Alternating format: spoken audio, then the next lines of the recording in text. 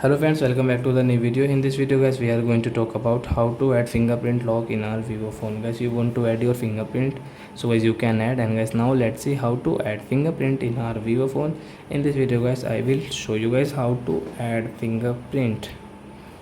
So friends, first of all, open your phone setting without waste time, and guys scroll it, and guys click on this security setting. Guys click on fingerprint, and guys draw your pattern, and friends click add fingerprint. So guys start inputting. So guys we will change the different fingers. So guys we will take the last finger. So guys touch and remove by same guys different move. Then guys you can see.